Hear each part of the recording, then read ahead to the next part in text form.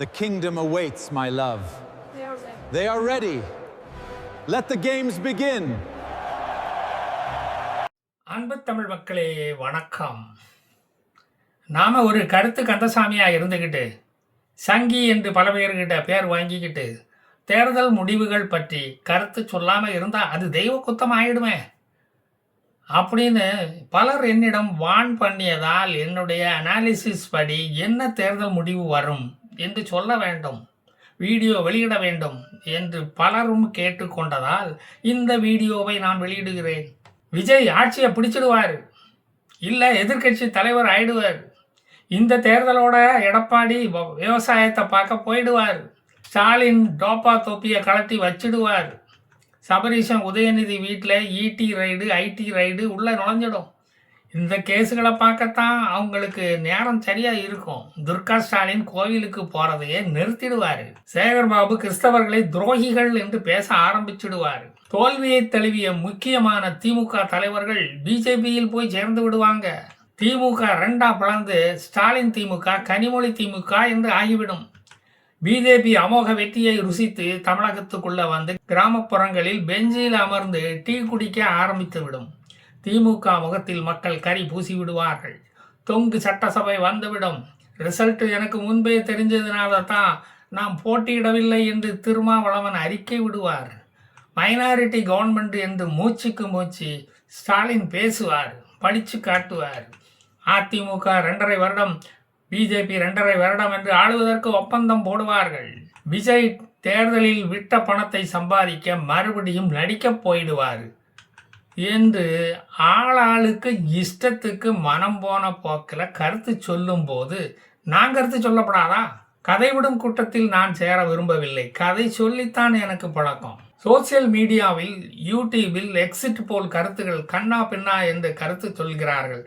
அதெல்லாம் 10 நாள் சுகம் என்றுதான் எனக்கு தெரிகிறது. சொரிஞ்சு விட்டுக்கிடுங்க.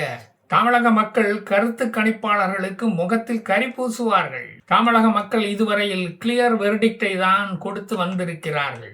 என்னுடைய கணிப்பு என்னவென்றால், இந்த முறை திமுகவிற்கு போக வேண்டிய முஸ்லிம் ஓட்டுகள், கிறிஸ்தவ ஓட்டுகள் கணிசமான அளவுக்கு விஜய்க்கு போயுள்ளது. அதிலும் பெண்கள், மாணவிகள், முதன்முறையாக ஓட்டளிப்பவர்கள் விஜய்க்கு போட்டுள்ளார்கள். பல பேர் சீமானுக்கும் போட்டுள்ளார்கள். திருமா கட்சியினர் கூட சீமானுக்கு ஓட்டு போட்டுள்ளார்கள். இஸ்லாமிய பெண்களின் ஓட்டு திமுகவுக்கு போகாது. கணிசமான ஆண்கள் கூட திமுகவுக்கு வாக்களிக்க விரும்பவில்லை. திமுக, அதிமுக ஓட்டுக்கு பணம் கொடுத்தாலும் பணம் வாங்கியவர்கள் ஏற்கனவே யாருக்கு வாக்களிக்க வேண்டும் என்று முடிவு செய்தவர்கள்தான்.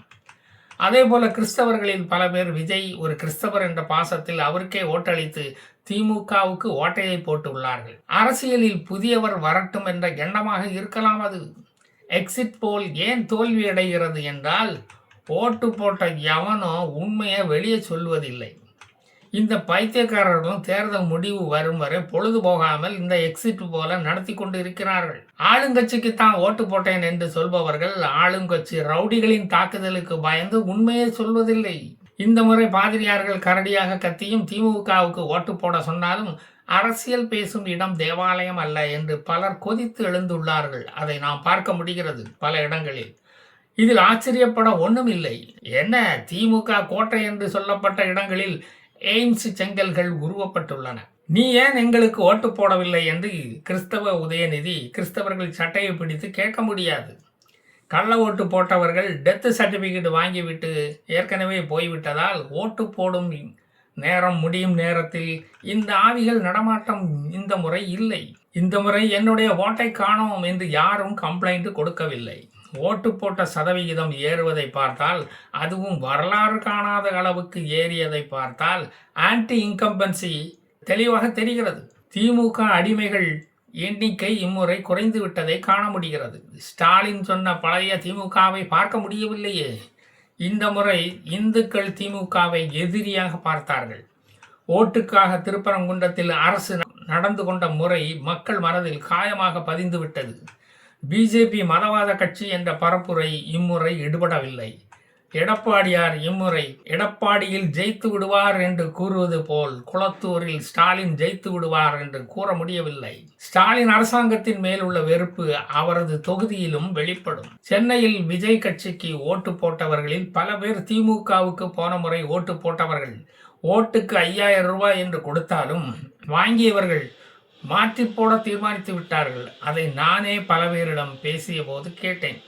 இந்த அரசு போக வேண்டும் என்று விரும்புகிறவர்கள்தான் அதிகம் பேர் இருக்கிறார்கள். 1000 ரூபாய் உரிமை தொகை வாங்கிய பெண்கள் கூட எடப்பாடியார் அதை தொடருவதாக கூறியுள்ளதால் அவர்களும் திமுகவுக்கே ஓட்டு போடுவார்கள் என்று கூற முடியாது.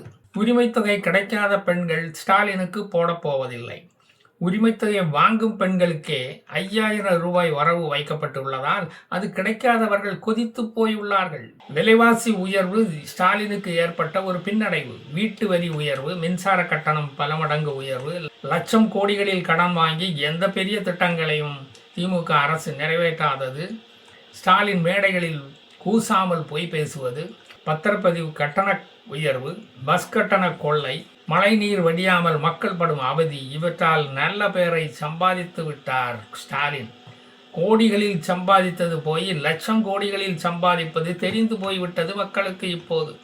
எந்த இலவசங்களையும் அறிவிக்காத சீமான் விஜய்க்கு எதிர்பார்த்த ஓட்டு கிடைக்காது.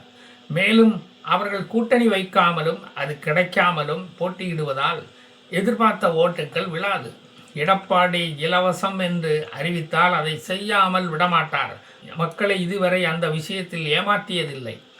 திமுகவை போல் 2.5 வருடம் இழுத்தடிப்பார் என்று சொல்ல முடியாது. எடப்பாடியாரின் கிரிட்டிசிசம் காரணமாகத்தான் இந்த உரிமை தொகையே பெண்களுக்கு கிடைத்தது. கோவை, கன்னியாகுமரி, ஈரோடு மாவட்டங்களில் உள்ள என்னுடைய நண்பர்களிடம் பேசிய போது யாருக்கு ஓட்டு போட்டோம் என்று கேட்டவர்களிடம் நாங்கள் உண்மை தகவலை சொல்லவில்லை என்று சொன்னார்கள். உங்களைப் போலவே எக்ஸிட் போல் முடிவுகள் பொய்த்து போவதை நானும் காண ஆவலாக உள்ளேன். என்னுடைய கணிப்பு, எடப்பாடியார் முதல்வர் பதவி ஏற்பார். ஜெய்ஹிந்த்.